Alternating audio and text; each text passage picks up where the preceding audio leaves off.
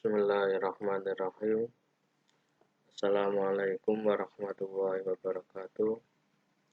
Alhamdulillah, untuk pada kesempatan kali ini saya Wahyu Ridho Purwanto akan mencoba mempresentasikan mengenai bedah jurnal untuk mata kuliah studi hasil penelitian pendidikan matematika.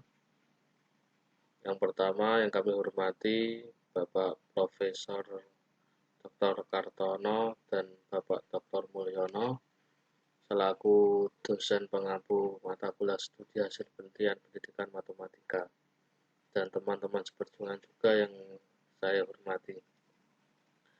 Pada kesempatan kali ini saya akan menyampaikan bedah jurnal pada benua Australia yang kesempatan kali ini bedah jurnal pada yang kelima pada benua Australia. Yang sebelumnya sudah saya sampaikan pada benua Amerika. Untuk pada kesempatan kali ini akan disampaikan pada benua Australia.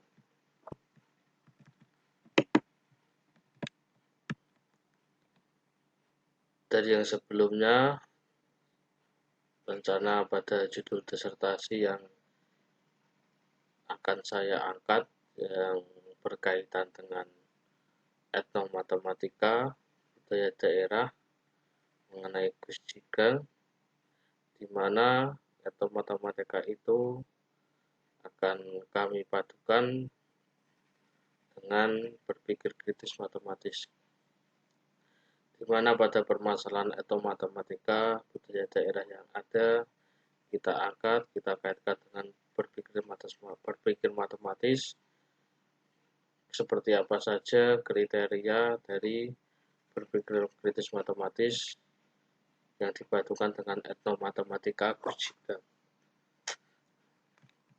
Untuk rumusan masalah yang saya angkat pada judul disertasi ini, yang pertama, bagaimana kemampuan berpikir kritis matematis siswa berdasarkan etnomatematika. Yang kedua, bagaimana pembelajaran matematika kemampuan berpikir kritis matematis berdasarkan etnomatematika. Yang ketiga, bagaimana implementasi kemampuan berpikir kritis matematis berpaduan etnomatematika dalam kegiatan belajar mengajar di SMK. Untuk selanjutnya, bagaimana kemampuan berpikir kritis matematis berdasarkan etnomatematika efektif dalam kegiatan belajar mengajar KBM di SMK. Untuk sebelumnya saya sudah melakukan penelitian kecil tentang berpikir kritis matematis. Yang pertama yang saya padukan dengan gaya belajar untuk mengetahui kriteria berpikir kritis itu seperti apa.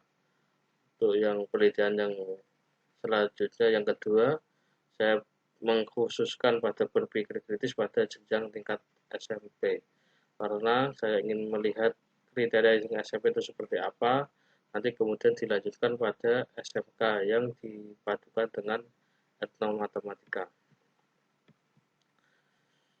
Pada jurnal kali ini yang saya bedah pada jurnal Australian Journal of Education Technology terbit tahun 2016 pada ke-32 volume 2 yang berjudul Online Professional Learning for Rural Teacher of Mathematics and Science. Di sini jurnal internasional tersebut dibuat oleh Sandra Herbert, Coral Campbell dan Esther Long dari Deakin University, di mana Journal of Educational Technology ini yang terbit tahun 2016 pada Q1 dapat kita lihat di sini. Ini di Q1 dari Australian Journal of Educational Technology dapat kita ketahui dari yang keterangan ini.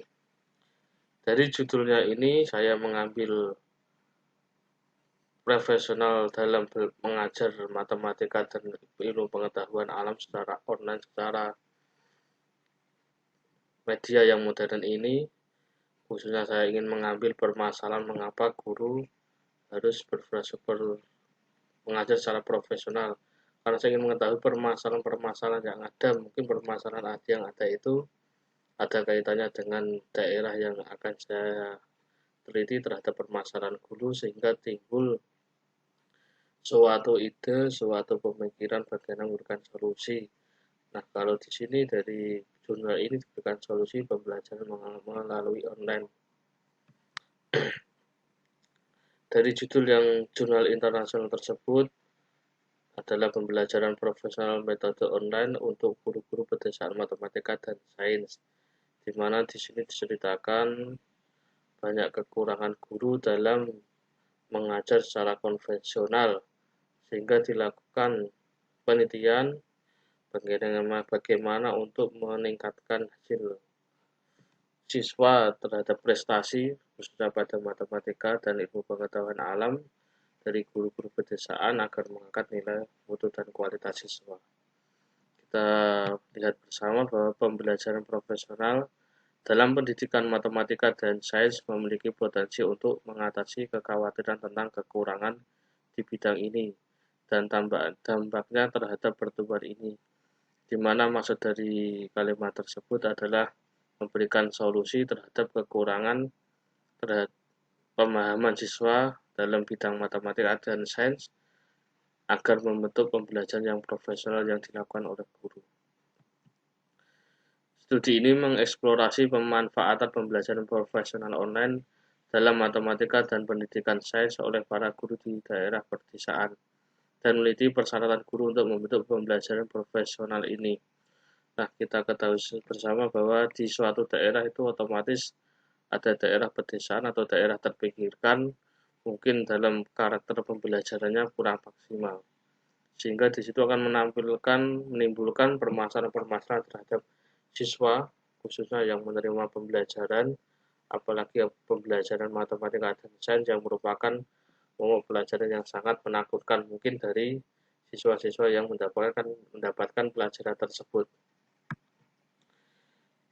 Dari studi eksplorasi tersebut bahwa analisis interaktif kualitatif transkrip dari 14 wawancara individu.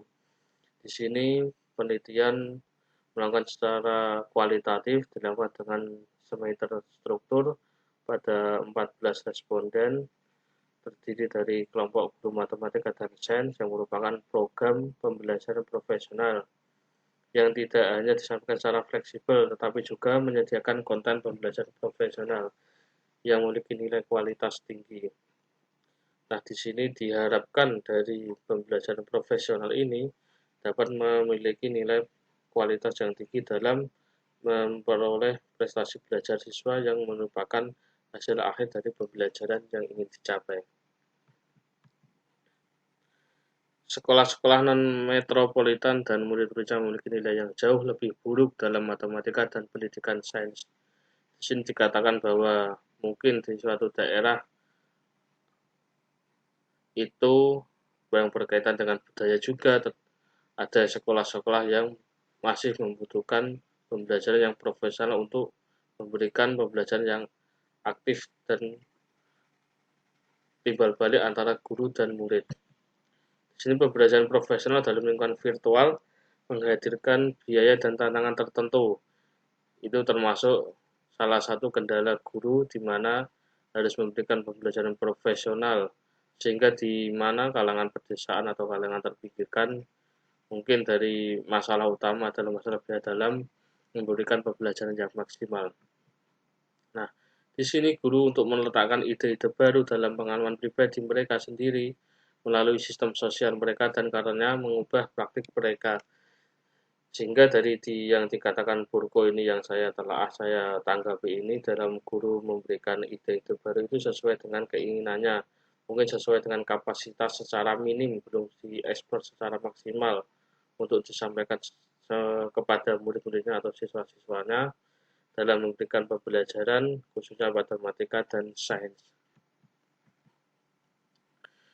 Ini adalah model pembelajaran yang disampaikan dalam penelitian ini, ada terdiri dari subjek, norma, objects, division of labors, community, kemudian yang menghasilkan outcome, di mana efektivitas professional learning ini pada matematika dan ilmu pengetahuan untuk guru sangat berpengaruh pada kedudukan lokasinya, di mana mungkin di pedesaan juga kualitasnya rendah, sehingga di sini disampaikan memberikan solusi bagaimana cara untuk mengatasi pembelajaran yang kurang maksimal. Mungkin di dalam pembelajaran di kota-kota atau di daerah-daerah yang maju, kualitas siswa otomatis sangat bagus karena didukung dengan guru yang sangat maksimal. Sehingga di kota mungkin permasalahan tidak begitu kompleks.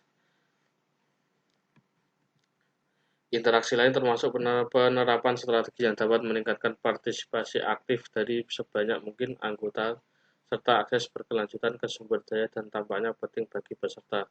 Sehingga di sini sangat diharapkan sekali bahwa proses pembelajaran yang profesional memberikan solusi yang terbaik untuk pemikiran siswa dalam menanggapi pembelajaran matematika dan sains.